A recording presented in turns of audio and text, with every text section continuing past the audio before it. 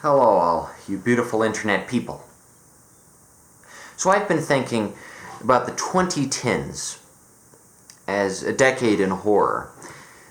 There are a few okay horror standouts from the decade. I liked Hereditary, and I'm sure there are quite a few that I really liked.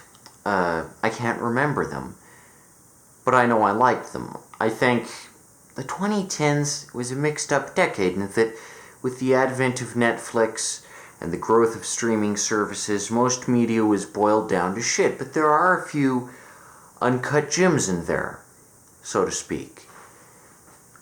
But today I don't want to talk about Hereditary or any of the good stuff from the decade. I want to talk about a real stinker that everyone thinks is so good. I'm talking about It Follows. Now, for a long time, I had this confused with It. I don't know what it was. I thought, It Follows, it's Pennywise, he's following them around, or something. I thought, oh, this is like a Pennywise spin-off, right? It's not. You might think, that's stupid. But I saw It Follows when it first came out in theaters. And let me tell you, it's trying to be It. That's what it's trying to be. It's trying to be the modern version of It. So today I'd like to review It Follows, one of the most pretentious and edgy horror films of all time, and tell you why it's garbage. So, in Ralph the Movie Maker's review of The Bye-Bye Man, he compares It Follows to The Bye-Bye Man and cites The Bye-Bye Man as a bad example of a horror movie, and It Follows as a good example.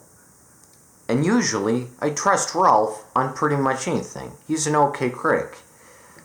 But in this case, holy shit, he says The Bye-Bye Man is full of cliches.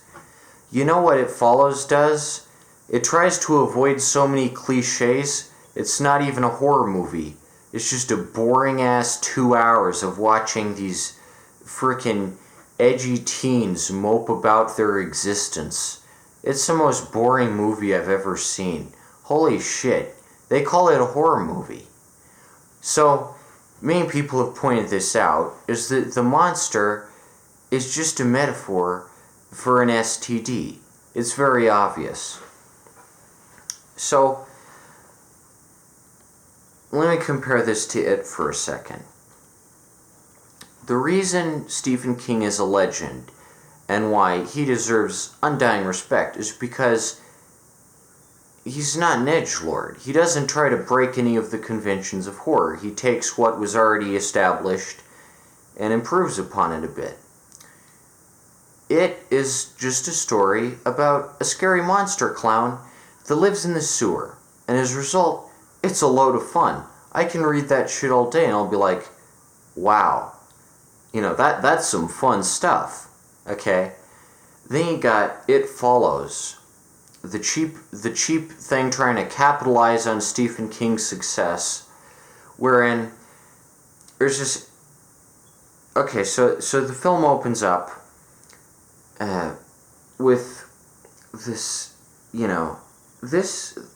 like, for instance, it has a lot of references to media and properties that actually existed at the time, like the Shoe Boat chain of shoe stores or Turtle Wax. And this makes us feel like we're grounded in a very real universe because these things did exist in the 50s, and Stephen King's childhood was inspired by them, and he directly draws from his childhood. And all the characters behave like children in the 1950s. It's a very accurate portrayal of 1950s childhood. It Follows is almost definitely set in the 2010s because all the cars are new and one of the characters has a mobile device with an ebook on it, and yet what it wants to be the most is, an 80s film up there with the greats. It wants to be it wants to be A Nightmare on Elm Street. It wants to be the next Friday the 13th. It wants to be the next Halloween. It achieves this by placing us in a bizarre alternate 2010s. This is as alternate a 2010s as the 2010s in Boots Riley's Sorry to Bother You. It is not our 2010s. It is a 2010s where there's no internet. Everyone watches things on analog TVs. They drink generic soda in red cans. They have old-time radios. It looks like a bizarre amalgamation. There's so many anachronisms from the 1950s to the 2010s. You can't tell what year it is. You know why the guy who leaves her with the STD monster or whatever, his car on the poster, you know why it's a 70s car?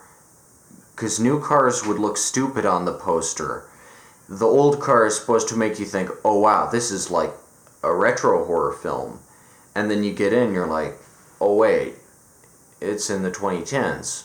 But it's not the 2010s, because the only things anyone watches in this universe is ads that look like they're from the 90s, or black and white serial films from the 1930s. And this is obviously just because those things are in the public domain. Speaking from experience, no, well, I don't hate black and white serial films, and I think they have a lot of value. Let me tell you, teenagers are way too shallow to bother with that shit. They don't watch shit on analog TVs. They open up their tablet and they go straight to My Hero Academia, or Dragon Ball Z, or JoJo's Bizarre Adventure, or SpongeBob. That's just what they do.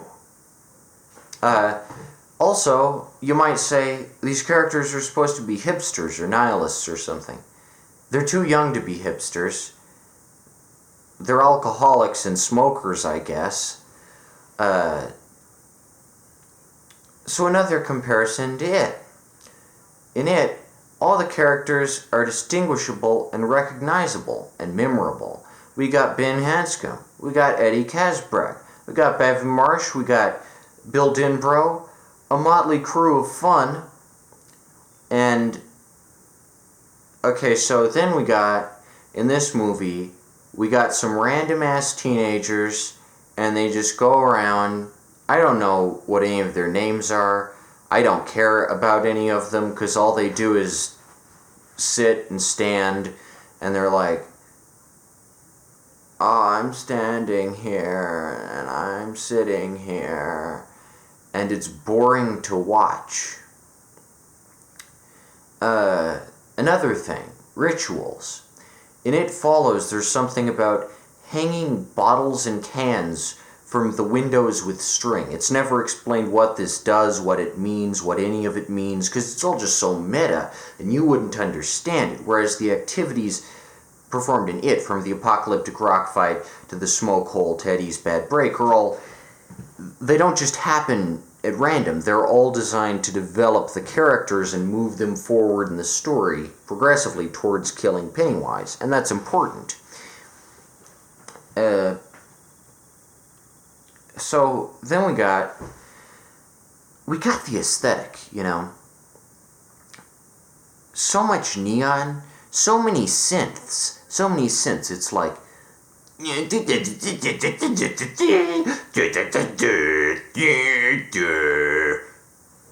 gets annoying, you know. It gets annoying.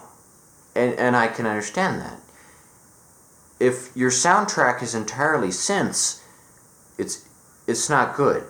And everything is pink and purple and all colorful, you know? And oh my gosh, it's like this weird skewed vision of wholesome Americana. It's like this small little town's got like an ice cream shop. You got the, you know, it's like looking at an alternate reality. And the whole film, I thought it was set on the East Coast. But then I realized, oh, it's set in the Great Lakes or something, because, you know, you see an ocean, and it's just a Great Lake, I guess. Who can tell them apart, right? But the thing is,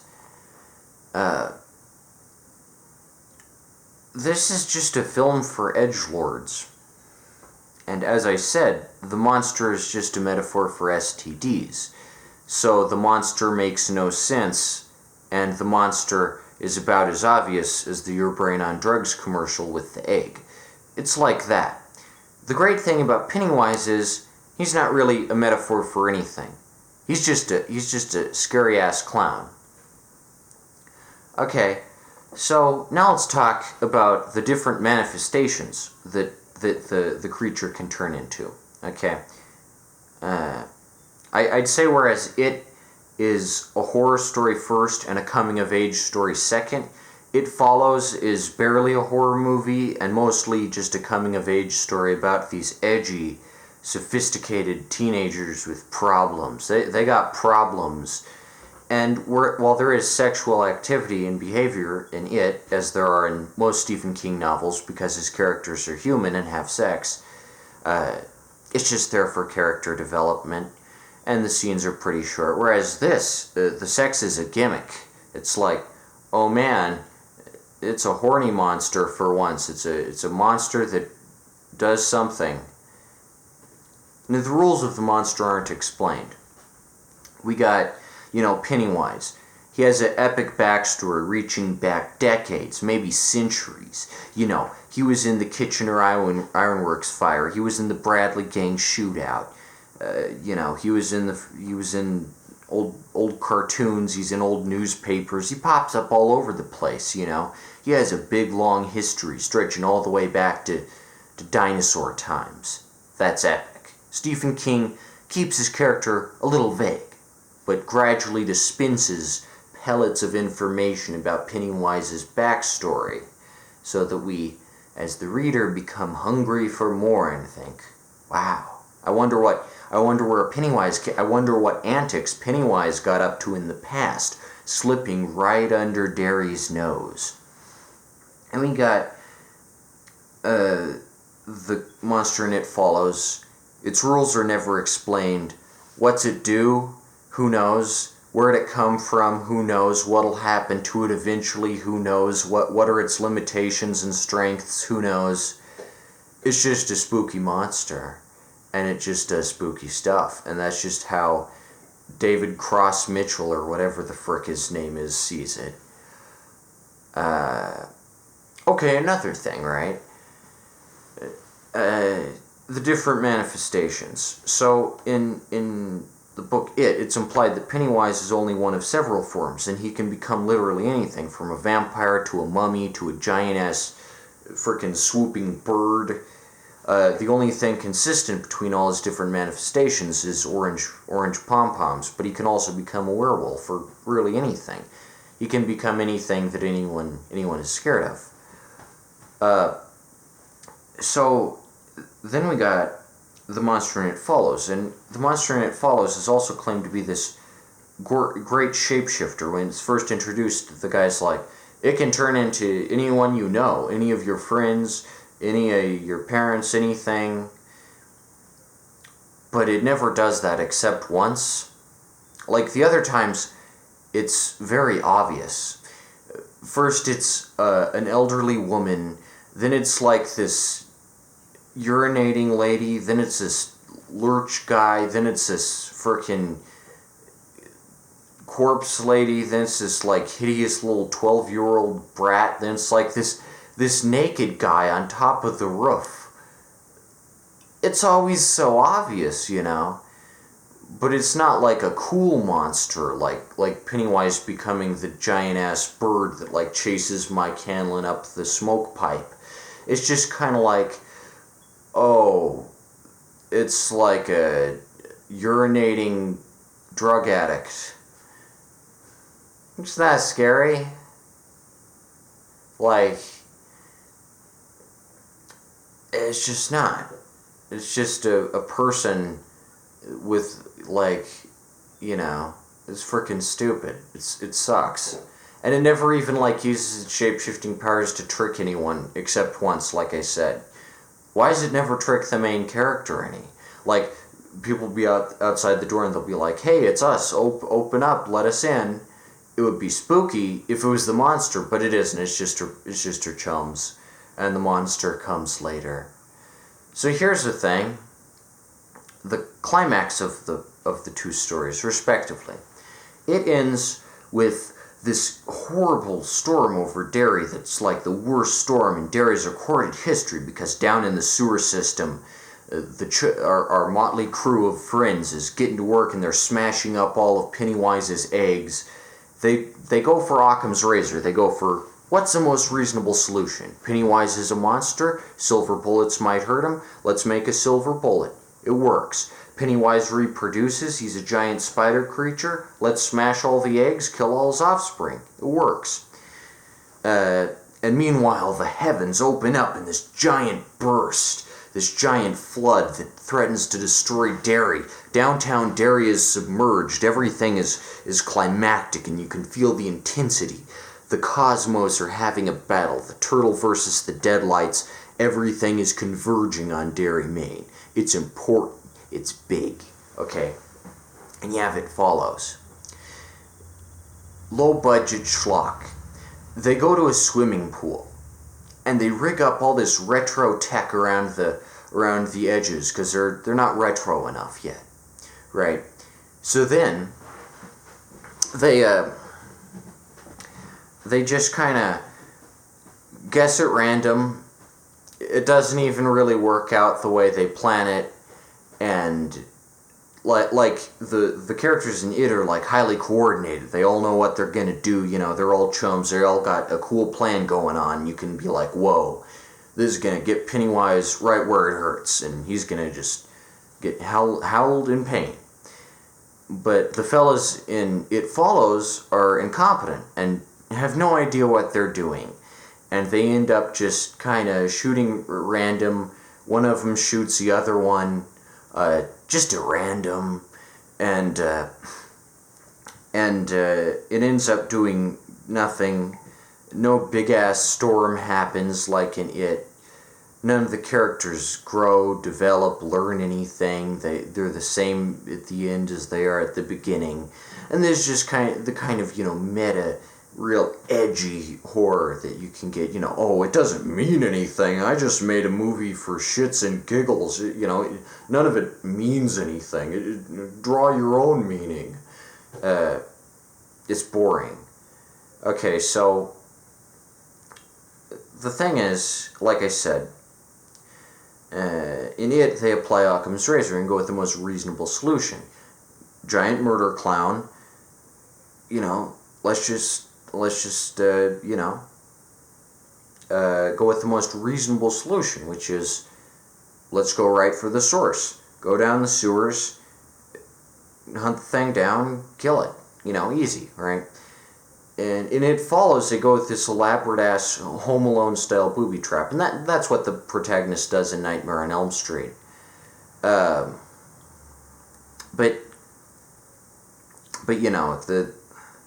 it's stupid.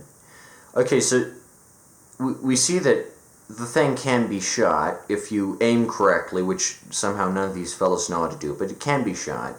But then it gets right back up again.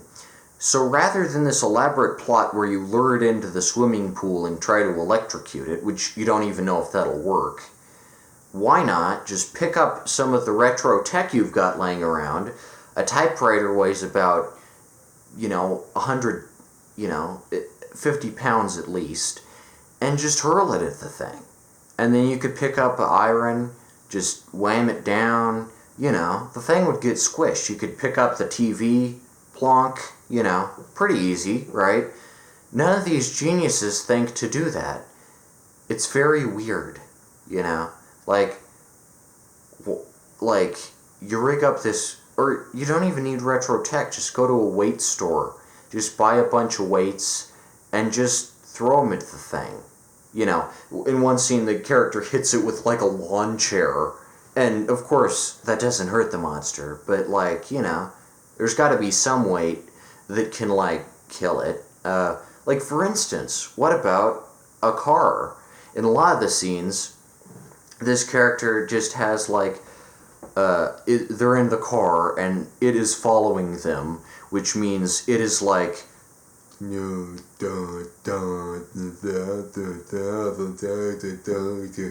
walking along real slow. What if you just went after the thing with 3,000 tons of metal, and who knows, might work, right? That's somewhat reasonable. You could just drive at it, considering that it's slow as hell.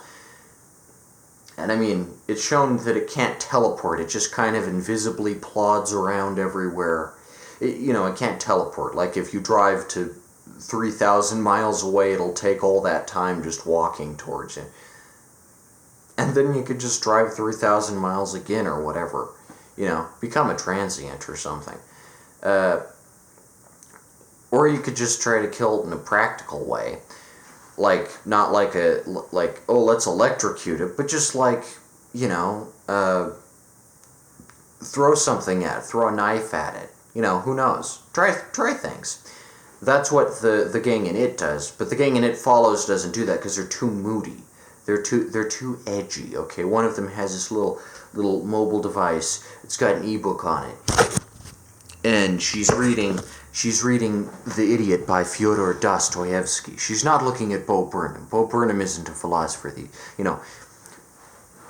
What kind of alternate reality does this director live in? These kids will be listening to Bo Burnham. They won't be reading Fyodor Dostoevsky. Much as it would improve them mentally, they won't be. I've been to high school. I was there. Young people are stupid and impressionable, and none of them read Fyodor Dostoevsky or own analog TVs, and they especially don't watch crazy, black and white serials on it, because that's stupid. None of them do that. None of them do that. It's something that no one does.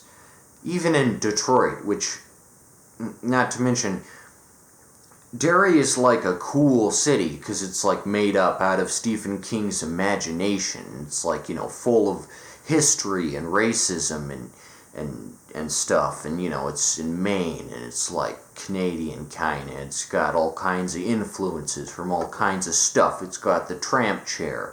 It feels like a real place, like I could visit Derry, even though I can't, right?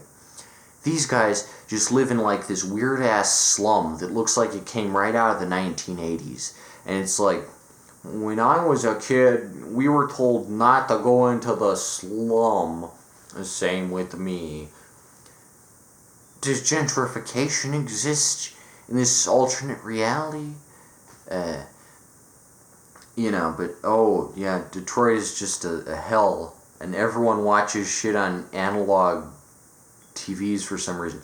There's this generic rock poster on the wall of one of the kids, and it's rock out, crazy to the rhythm. Just Nirvana. Not Nirvana, One Direction. It could just be One Direction, This is the other thing.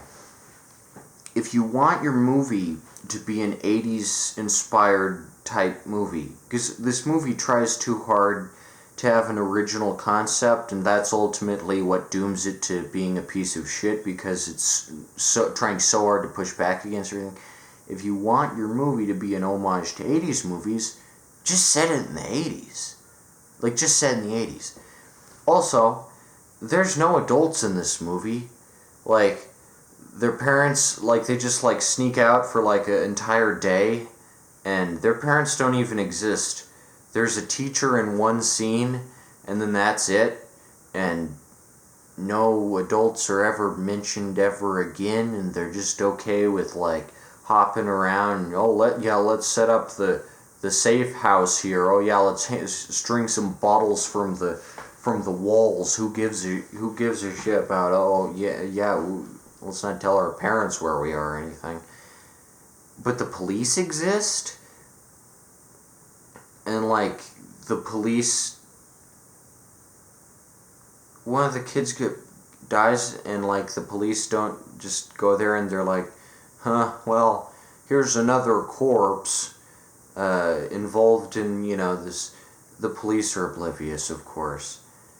Why can't you just set it in the 80s? Why has it got to be this weird 1980s, 2010s mix-up. And again, that's why there's graffiti everywhere. If you, like, I don't even know what Detroit is like, but, geez, I bet this movie's offensive to a lot of people from Detroit. If you're from Detroit, comment below. Tell me if the portrayal of the slums in this movie is offensive to you or not. That's all the time I have, so I guess I'll just end this by saying that no, a drug addict pissing themselves isn't scary, and, you know, the monster is weak as hell, because its limitations are never explored, and unlike Pennywise, it sucks. It doesn't follow, it just sucks. It's just a shitty crap garbage monster movie, and it tries to present itself like this artsy ass freaking shit. At the end of it, what happens is Pennywise dies, and it's satisfying because the whole book has been about Pennywise. Oh, one last thing. In It Follows, all the characters are idiots, and it's hard to identify with a group of pals where only one of them can ever see the monster and the rest are just like, where is it? Point it out to us. We need to see it. Can you point here? And she's inept at it and can't like say, it's right there, it's right there, it's right there, when they need her to. In It, well, nobody will believe outside the Losers Club. All of them know Pennywise exists, and they can all put their skills together to kill Pennywise, which is cool. It is cool. It is a fun-ass novel, and I've read the entire thing. And if any of you out there think it's too long, go back, read it, enjoy it. Because it's way better than the shit... It's way better than Shit Follows, where... this is how it is. I'm so hard about... life is so hard. I am a nihilist. I am walking over here. Now I am walking over there. Can we have sex? Oh no. The city, that is too slummy for me. We've got to believe you. You've got to believe me. We've got to believe each other. Let's believe it. Believe it or not. So that's about all I have to say. Stephen King is great, but oh my gosh, I watched this movie, and what's up with them playing charade with Cary Grant and Ingrid Bergman in like this like indie like retro small town movie theater? Those don't exist here in Denver. I don't frickin' know, but like, you know, all the movie theaters just play It Follows. I don't think anyone would want to see like Ingrid Bergman. They just want to see It Follows. Yeah, you got a freaking organist in this movie theater. Yeah, right. You just got freaking mobile ads before the movie. That's what we have over here. I don't know. Freaking movie that doesn't even understand the world. Pathetic. Worst kind of movie. Thanks for watching.